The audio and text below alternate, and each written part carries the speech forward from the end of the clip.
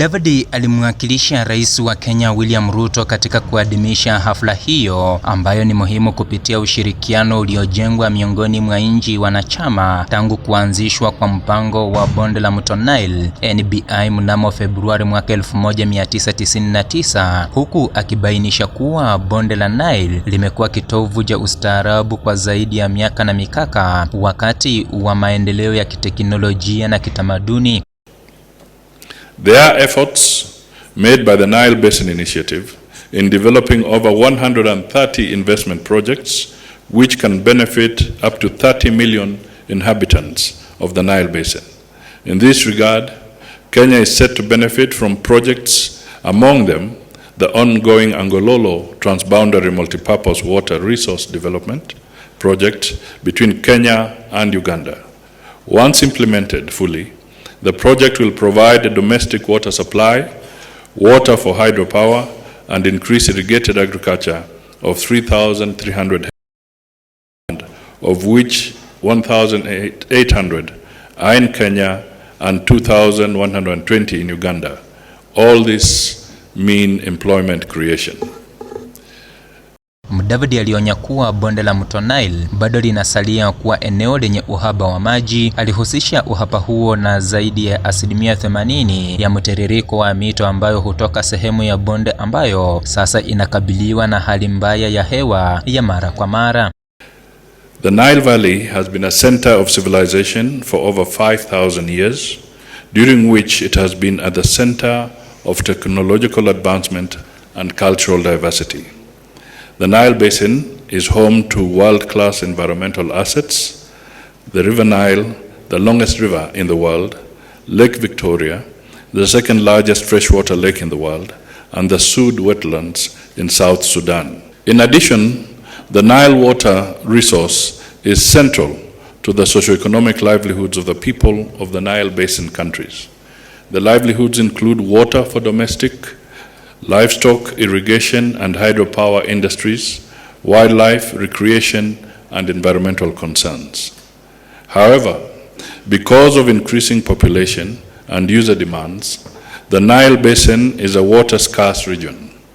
Over 80% of river flow originates from a small part of the basin, and that is now prone to regular climate extremes.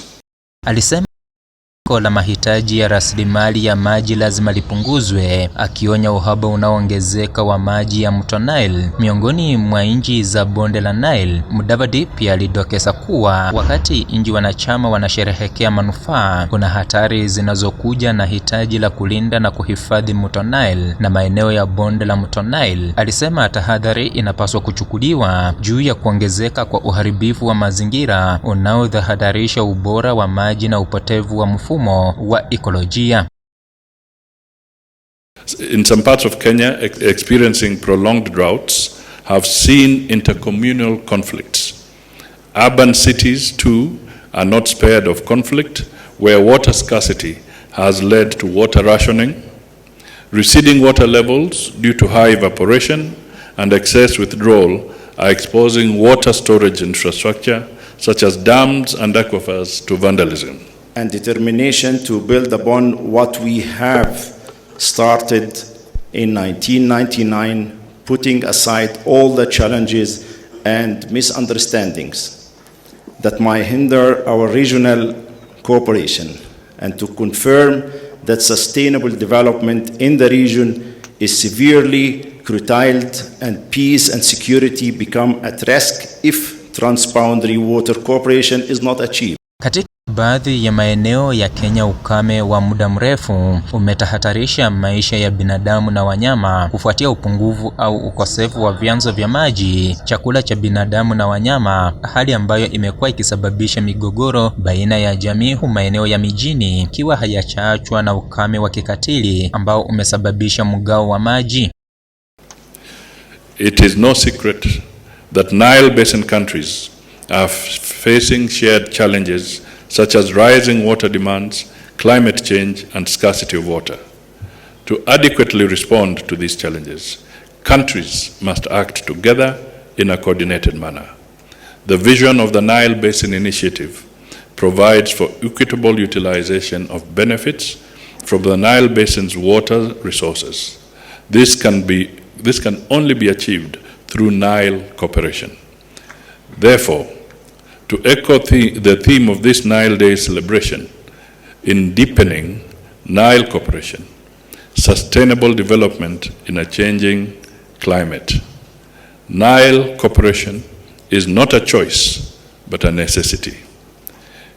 In line with this, Nile Basin countries have formally agreed on a shared vision. Ingawa upatikanaji wa umeme bonde la Nile bado uko chini kama ikilinganishwa na nchi nyingine zinazoendelea, Mudavadi alibainisha kuwa bado kuna matumaini na yote ni mto Nile. But not all is lost. The Nile Basin has great transformative potential for socio-economic development and human prosperity. A rapidly changing population dynamics means a younger population seeking opportunities in cities. More densely populated urban areas will provide the incentive for more cost-efficient water and other infrastructure that includes health services and electricity supply. Compared to this demographic reality, access to electricity in the Nile Basin region is very low compared to other developing countries. Electricity supply in most Nile countries continues to be inadequate, unreliable, and expensive. Power is generally too expensive for the majority low and middle income consumers. This day, at a time when the effect of prolonged drought have had adverse impact on our water sources and our livelihood, the situation calls for each one of us to identify and come up with practical and innovative solutions that will caution our citizens from the impact of climate change. So, ladies and gentlemen, today is a day to celebrate and share ideas so that we can enhance our collaboration as we protect this critical water resource, the Nile Basin, which benefits the 10 member states. We consider this commemoration as an opportunity for all stakeholders, governments, and communities to reflect on the role of the River Nile. Since the establishment of the NBI, the institutional capacity of our member states in transboundary water resources management have been strengthened. Bonde la mto Nile ni nyumbani kwa mali na hali ya juu ya mazingira. Mto Nile ndio mrefu zaidi kote duniani, ziwa Victoria likiwa ziwa la pili kwa ukubwa duniani la maji safi na maeneo oevu ya Sudi nchini Sudani Kusini. Mataifa wanachama wa mto Nile inajumuisha Burundi, taifa la demokrasia ya Kongo, Misri, Ethiopia, Eritrea, Kenya, Sudan Kusini, Sudan, Tanzania na Uganda. Emmanuel Kilongi, Runinga ya Magharibi, Nairobi.